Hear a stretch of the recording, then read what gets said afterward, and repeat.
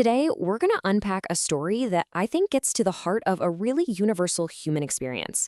We're calling it the wilderness victory. So let me ask you this. Have you ever noticed how right after a huge win, a moment of just incredible clarity, or maybe a massive breakthrough in your life, you suddenly get slammed with a major challenge? It almost feels like cosmic whiplash, right?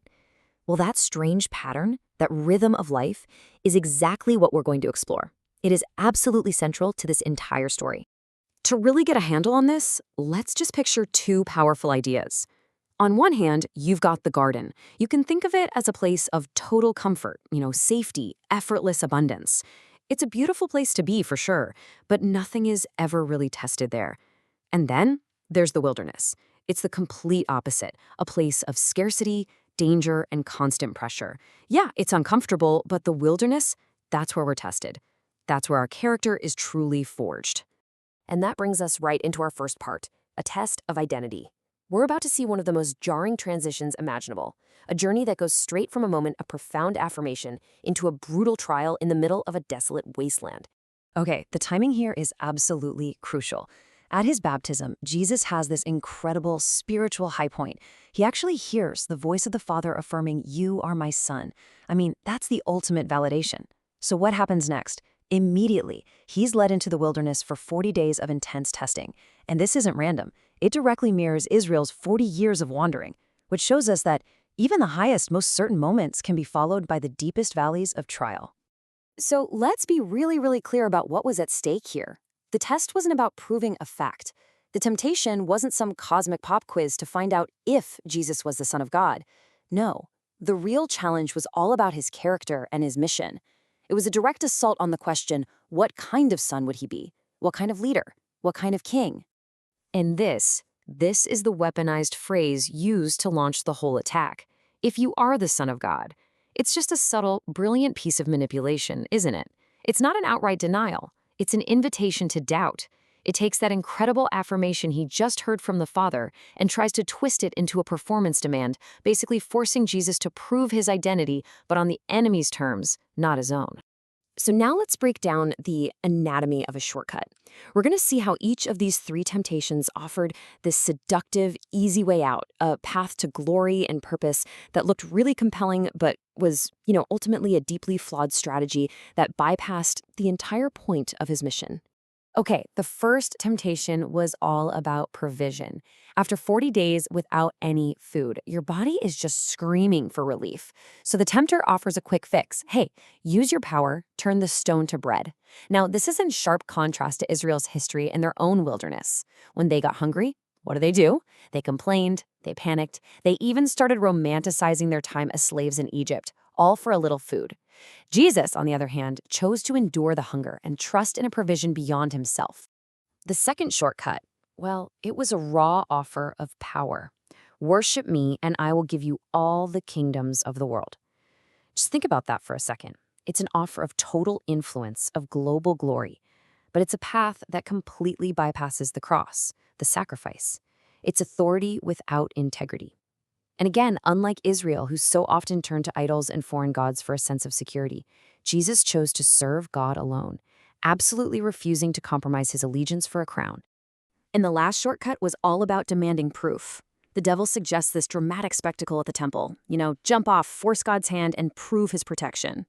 And this directly echoes Israel's failure at a place called Massa, which literally means testing. There, they were desperate for water, and they demanded that God perform a miracle just to prove he was still with them.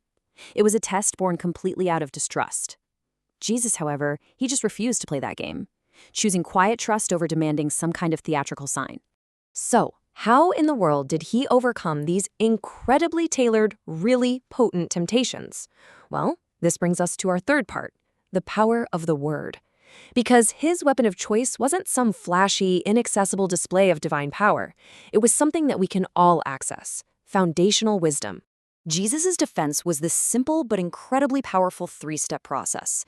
First, he looked past the surface-level offer and he identified the core temptation, the lie that was right at its heart. Second, he reached back into his memory and recalled a relevant foundational principle from Scripture that just completely exposed that lie. And third, he simply stood firm on that principle, using that ancient wisdom as both his shield and his response. So, For the temptation of bread, his response came directly from Deuteronomy. Man shall not live by bread alone. Now, this isn't just a nice phrase. He's quoting the very lesson God was trying to teach Israel in the desert when he provided manna, that strange bread from heaven. He was reminding them, and himself, that true sustenance, real life, comes from daily dependence on God, not just from what we can cook up for ourselves. And Jesus chose that same path of dependence. For the temptation of power, his response was just as specific. You shall worship the Lord your God and serve him only. This comes from a critical warning Moses gave to Israel right before they entered the Promised Land, which was a land full of other cultures and, other gods. It was a call to remember their ultimate allegiance, to not let the allure of other powers distract them from what truly mattered. And his final response? Well, it sealed the victory. Do not put the Lord your God to the test. This is just a masterstroke. He's quoting the exact verse that critiques Israel's failure at Massa, the story we were just talking about. He uses their own historical mistake as his source of wisdom, choosing a path of unwavering trust over their path of demanding proof. Okay, so now let's bring all of this together and make it really personal in our final section, your wilderness victory. Because this ancient story isn't just some history lesson, it is a playbook for how we can find profound strength right in the middle of our own struggles. The central idea here is a concept that we can call the growth paradox. It's this powerful and kind of counterintuitive idea that our true strength, our deepest character, and our most resilient identity, they are forged not by finding clever ways to avoid hardship, but by faithfully and wisely enduring it. The wilderness isn't the obstacle to your destination. The wilderness is the way. It's the training ground. So what are the key lessons we can carry with us from this? Well, first, anticipate the test.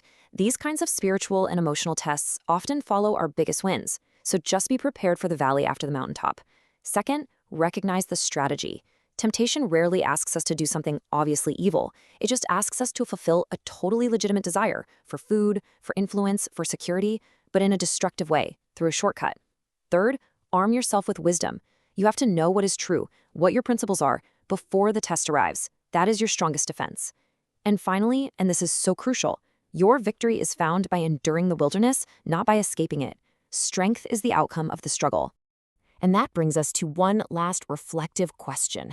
As you look at the challenges, the uncertainties, and the pressures that you're facing in your own life right now, I want you to ask yourself this. What is the victory my current wilderness is preparing me for?